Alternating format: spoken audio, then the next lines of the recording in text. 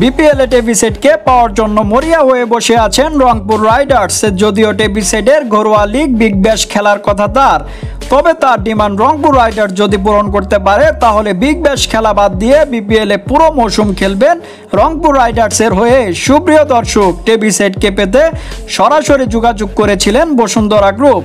প্রতি ম্যাচের জন্য 27,000 মার্কিন ডলার অর্থাৎ পুরো মৌসুমের জন্য বাংলা টাকায় প্রায় 3 কোটি টাকার মতো অফার করেছিলেন বসুন্ধরার এই গ্রুপটি। কিন্তু টেভিসেট 5 কোটি টাকা চেয়ে বসেন তাদের কাছে। এরপর তাকে যদিও একবার অনুরোধ করা হয়েছিল, কিন্তু তাতে তিনি রাজি হননি। তিনি বলেছেন যদি তাকে 5 কোটি টাকা দেওয়া হয় তাহলে সে রংপুর রাইডার্সের হয়ে খেলবে। তিনি এটাও নিশ্চিন্তভাবে বলেছেন যে বিপিএল এ আসলে সে পুরো মৌসুমের জন্যই আসবে।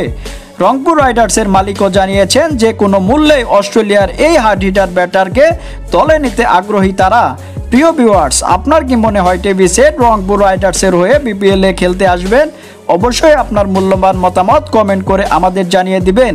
ধন্যবাদ।